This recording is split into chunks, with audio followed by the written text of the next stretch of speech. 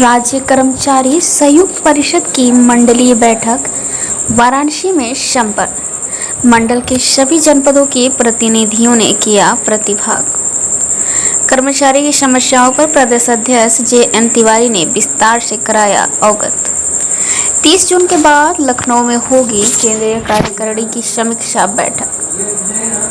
राज्य कर्मचारी संयुक्त परिषद उत्तर प्रदेश की मंडलीय बैठकों के क्रम में 29 अप्रैल शुक्रवार को वाराणसी मंडल की बैठक चित्रा चिकित्सालय पंडित दीनदयाल उपाध्याय अस्पताल वाराणसी में संपन्न हुई।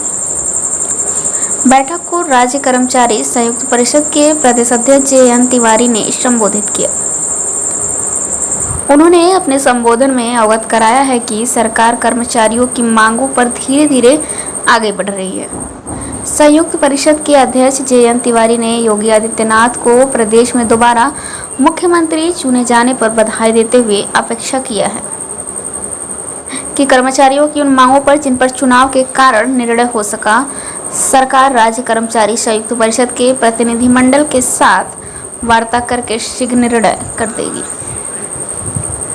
जे.एन. तिवारी ने अवगत कराया कि राज्य कर्मचारी संयुक्त परिषद के मांग पत्र में से कई मांगों पर निर्णय हो चुका है।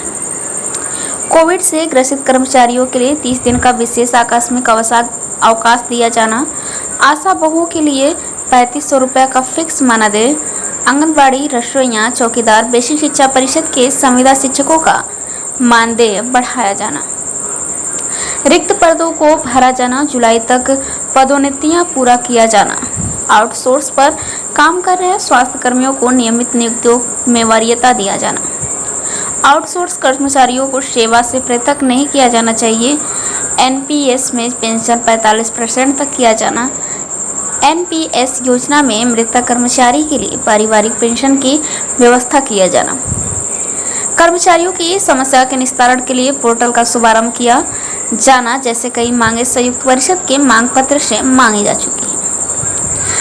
लेकिन अभी भी कई महत्वपूर्ण मांगों पर निर्णय बाकी है, जिसके लिए मंडलीय बैठकों के माध्यम से जागरूकता अभियान चलाया जा रहा है। कर्मचारियों के वेतन संशोधन में गुणांक फैक्टर 3.65 किया जाना, कोविड के दौरान काटे गए नगर प्रतिकर भत्ता का भुगतान कराया जाना, जनवरी के देय 3% महंगाई भत्ते की किस्त का भुगतान किया जाना, आशा बहुओं को फिक्स किया गया है ₹3500 का मानदेय, 12,000 को कोविड भत्ता की धनराशि का भुगतान कराया जाना, एनपीएस योजना के अंतर्गत न्यूनतम पेंशन 50% किया जाना, मुख्य सचिव समिति के माध्यम से चकबंदी अधिकारी, लैब टेक्नीशियन, फाइल एरिया निरीक्षक, अनुदेशक, आशुलिपिक सहित सभी स्वर्ण की वेतन विसंगतियों पर निर्णय कराया जाना, संविदा कर्मचारियों को नियमित पदों के सापेक्ष नियमित किया जाना, इस वर्ष की स्थानांतरण नीति को शून्य घोषित किया जाना, नगर परिवहन सेवा के संविदा चालकों परिचालकों की समस्याओं का समाधान किया जाना, आईटीआई के अनुदेशकों के लिए पदोन्नति पर सत्र लाभ दिया जाना, आईसीपीएस संवरण की संविदा अधिकारियों कर्मचारियों की वेतन विसंगतियां दूर किया जाना, उनको नियमित किया जाना, पुरानी पेंशन योजना के लिए विकल्प की व्यवस्था शुरू किया जाना, चतुर्थ श्रेणी कर्मचारियों की भत्ता खोला जाना।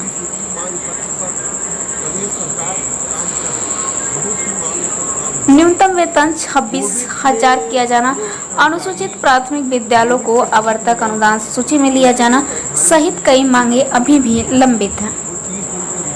संयुक्त परिषद के महामंत्री नीरज कुमार श्रीवास्तव ने अवगत कराया कि मुख्य सचिव को ज्ञापन भेजकर कर्मचारियों की लंबित मांगों को 30 जून तक पूरा करने का अनुरोध किया है। 30 जून तक संयुक्त परिषद की मंडलीय बैठकों का कार्यक्रम भी पूरा हो जाएगा। जुलाई के प्रथम सप्ताह में संयुक्त परिषद की कार्यकारिणी की बैठक होगी, जिसमें मंडलीय बैठक एवं कर्मचारियों की मांगों पर समीक्षा करके अगली रणनीति पर निर्णय लिया जाएगा। यदि आवश्यक हुआ तो संयुक्त परिषद आंदोलन के निर्णय से पीछे नहीं हटेगा। संयुक्त परिषद के अध्यक्ष ने यह भी अवगत कराया है कि वर्तमान में कई संगठन राज्य कर्मचारी संयुक्त परिषद से जुड़ रहे हैं। पशुपालन विभाग, व्यवसायिक शिक्षा विभाग, सूचना विभाग एवं कृषि विभाग के कई संगठनों सहित एनएचएम के अंतर्गत कार्यरत संविदा संगठन के कर्मचारियों ने भी संयुक्त परिषद में संबद्धता का अनुरोध किया है। उन्होंने कहा कि राज्य कर्मचारी संयुक्त परिषद बिना किसी भेदभाव के प्रदेश के सभी कर्मचारियों के हितों में कार्य कर रही है। कोई भी कर्मचारी संगठन यदि संयुक्त परिषद के साथ जुड़कर कार्य करना चाहता है तो उसका खुले दिल एवं खुले मंच से स्वागत है। बैठक का संचालन संयुक्त परिषद के महामंत्री निरंजन कुमार श्रीवास्तव ने किया। बैठक में आशा हेल्थ वर्कर एसोसिएशन के अध्यक्ष श्रीमती कुसुमलता यादव, जनपद जौनपुर के अध्यक्ष सुभाष चंद्र अस्थाना, ITI कर्मचारी संघ के अध्यक्ष अखिलेश सिंह सहित विभिन्न संगठनों के पदाधिकारियों ने अपने अपने विचार व्यक्त किए। अपनी रिपोर्ट दे दी है सिर्फ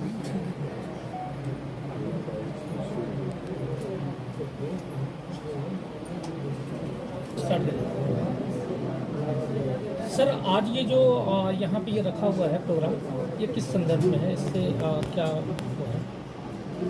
मैं राज्य कर्मचारी संयुक्त परिषद का प्रदेश अध्यक्ष JN तिवारी।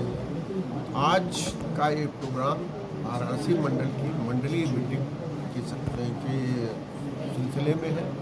राज्य कर्मचारी संयुक्त परिषद की फरवरी में बैठक हुई थी, जिसमें तय किया गया था कि चुनाव के बाद प्रत्येक मंडल में मंडलीय बैठक करके कर्मचारियों में एक जन जागरण अभियान चलाया जाएगा। उसके तहत आज वाराणसी मंडल की बैठक संपन्न हो रही है। आज उनकी 17 बैठक का मुख्य उद्देश्य कर्मचारियों को उनकी मांगों से अवगत कराना है। उन मांगों से अवगत कराना है जो सरकार द्वारा चुनाव से पहले पूरी की जा चुकी हैं, और उन मांगों के विषय में जानकारी दिया जा रहा है जो ज्वलंत मांगे हैं, अभी जिन पर कार्रवाई नहीं हुई है। राज्य कर्मचारी संयुक्त परिषद के 26 सूत्री मांग पत्र पर प्रदेश सरकार काम कर रही है। बहुत सी मांगों पर काम हुआ है। कोविड में जो कर्मचारी कोविड से ग्रसित हो गए थे, उनके लिए परेशानी थी कि उनको छुट्टी नहीं मिल रही थी। वो 30 दिन के विशेष आकस्मिक अवकाश देने का आदेश सरकार ने किया है। प्रदेश में जो विभिन्न विभागों में लाखों पद खाली पड़े हुए हैं, उन पदों को भरे जाने का आदेश सरकार ने कर दिया है। जितनी पदोन्नतियां हैं, उन पदोन्नतियों को जुलाई तक पूरा करने का आदेश सरकार ने कर दिया है। एक सबसे बड़ी डिमांड हमारी ये थी कि कर्मचारियों के लिए और पेंशनर्स के लिए एक पोर्टल डेवलप कर दिया जाए, जिससे कर्मचारियों और पेंशनर की समस्याओं का समाधान हो सके। उस पर भी आदेश हो गया है और 1 मई को माननीय मुख्यमंत्री जी पेंशनर्स के लिए पोर्टल का शुभारंभ कर रहे हैं। प्रदेश के हर कोषागार में, हर जिले के कोषागार में, आपके वाराणसी के कोषागार में भी ऑनलाइन ये कार्यक्रम होगा। 11 बजे से लेकर 11:45 तक मुख्यमंत्री जी का कार्यक्रम है। उस पोर्टल के जारी हो जाने से पेंशनर को, जैसे विशेष रूप से जो अतिवृद्धजन है, उनको घर बैठे पेंशन मिल जाएगी, लिविंग सर्टिफिकेट दे देंगे, स्टेटमेंट मिल जाएगा, उनको IT रिटर्न भरने में आसानी हो जाएगी। इस तरह की सुविधाएं हो जाएंगी। तो पेंशनर्स के लिए तो मुख्यमंत्री जी ने कर दिया। अभी हमारी डिमांड ये है कि कर्मचारियों के लिए भी इस तरह का एक पोर्टल विकसित कर दिया जाए, जिससे कर्मचारी अपनी समस्याएं उस पोर्टल पर डालें और उनका समाधान हो सके। आज हमारे सामने जो चुनाव के बाद समस्याएं हैं जिन पर काम होना है, उसमें यह है कि जो कर्मचारी हैं उनकी वेतन विसंगतियाँ नहीं हुई हैं। उसके लिए मुख्यमंत्री जी ने मुख्य सचिव समिति का गठन तो जरूर कर दिया था, लेकिन उप मुख्य सचिव समिति ने अपना काम नहीं किया और चुनाव आ गया। अब चुनाव के बाद मुख्य सचिव समिति से हमको अपना वेतन विसंगतियों का काम कराना है, जिसमें चकबंदी अधिकारी संपर्क के लोग हैं, लैब टेक्नीशियन है, फाइल एरिया निरीक्षक हैं, अनुदेशक हैं, आश लिपिक है, स्टाफ नर्सेज हैं, तमाम हैं, जिनके लिए वो वेतन विसंगतियों पर निर्णय वेतन समिति ने अपनी रिपोर्ट दे दी है। सिर्फ वेतन मुख्य सचिव समिति को उसको कैबिनेट में ले जाना है, वो पड़ा हुआ है। और जो आदेश हुए हैं रिक्त पदों को भरे जाने का या पदोन्नति का, उसको समयबद्ध कर दिया जाए ताकि उसमें और समय न लगे। हमारे महानगरीय जो बस सेवाएं चलती